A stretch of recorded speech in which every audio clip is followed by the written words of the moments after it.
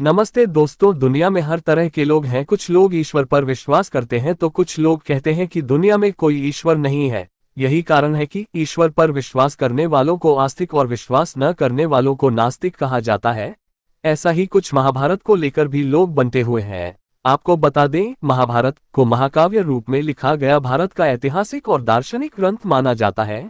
यह विश्व का सबसे बड़ा महाकाव्य ग्रंथ है। महाभारत को लेकर कुछ लोगों को लगता है कि दुनिया में ऐसी कोई घटना घटी ही नहीं है जिसके खून की गवाही आज भी हरियाणा राज्य में बसी कुरुक्षेत्र की धरती दे रही है। लेकिन आज हम आपको महाभारत से जुड़े कुछ ऐसे तथ्य बताने जा रहे हैं जिन्हें जानकर वैज्ञानिक भी सोच में पड़ गए थे। चलिए आपको महाभारत से जुड़े हुए कुछ रोचक सच्चाई बताते हैं जिन्हें जानकर आप भी सोचने पर मजबूर हो जाएंगे कि 18 दिन चलने वाली इस महाभारत ने किस तरह एक इतिहास बनाया है जिसको कभी कोई मिटा नहीं सकता। इसके साथ ही दुनिया के सामने गीता का वो ज्ञान भी दिया जो हमारे जीवन का सार बताती है और हमें जीने की सही राह दिखाती है।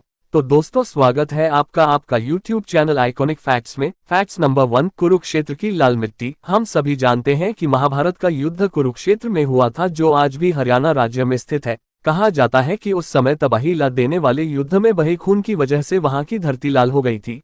पुरातात्विक विशेषज्ञ ने माना है कि महाभारत घटना सच में घटी थी, क्योंकि उस जगह पर लोहे से बने तीरों और भालों को जमीन में गड़ा पाया गया है, जिनकी जांच पड़ताल करने पर उन्हें 2800 ईपू का माना गया है, जो कि लगभग महाभारत के समय काल के ही बने हुए हैं। फैक्ट्स नंबर 2, ब्रह्मास्त्र। महाभारत में आपने ब्रह्मास्त्र नाम के भयानक अस्त्र के बारे में तो सुना ही होगा। यह अस्त्र धर्म और सत्य को बनाए रखने के लिए ब्रह्मा द्वारा बनाया गया एक बहुत ही विनाशकारी परमाणु हथियार था।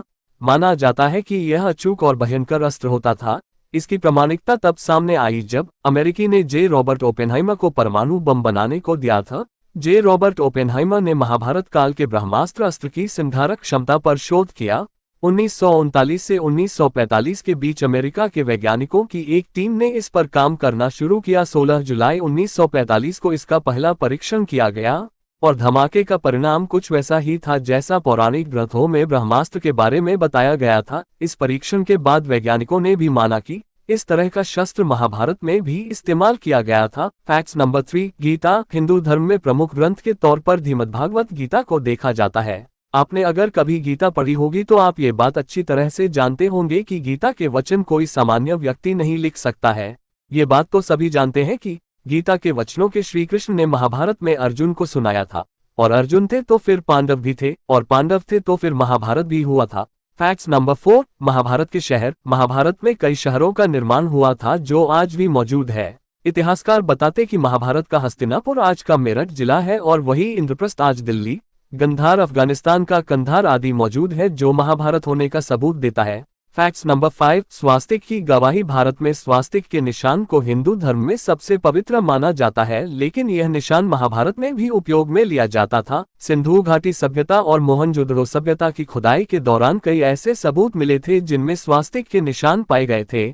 फैक्ट्स नंबर 6, महारथी कर्ण का अंगराज्य। कुंती के सबसे बड़े बेटे दानवीर कर्ण अंग देश के राजा थे, जो उनको दुर्योधन द्वारा उपहार स्वरूप भेंट किया गया था। उस समय का अंग देश आज उत्तर प्रदेश में गोंडा जिले के नाम से जाना जाता है। साथ ही जरासंध द्वारा अपने राज्य के कुछ हिस्सों को कर्ण को दिए जाने की बात भी कही जाती है, जो आज बिहार के मुंगेर और भागलपुर जिले के नाम से जाने जाते हैं। इन स्थानों में कितनी सच्चाई है, इसका अंदाजा आप इसी बात से लगा सकते हैं कि ये राज्य स्थान आज भी वही है जहाँ कल थे, जिन्हें चाहकर भी बदला नहीं जा सकता है।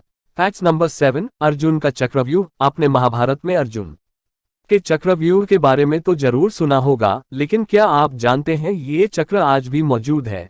जी हाँ, हिमाचल प्रदेश के हमीरपुर जिले के 16 सिंगी धार के नीचे बसा राजनौन गांव एक ऐतिहासिक स्थल के नाम से मशहूर है। यहाँ पर पांडव अज्ञातवास के दौरान यहाँ रुके थे। इसी समय अर्जुन ने यहाँ पर चक्रव्यूह का ज्ञान प्राप्त करने पर उसे पत्थर पर उकेरा, जो आज भी मौजूद है। इस चक्रव्यूह को ध्यान से देखा जाए तो इसमें अंदर जाने का रास्ता तो साफ दिखाई देता है, लेकिन बाहर जाने का रास्ते का पता नहीं चलता।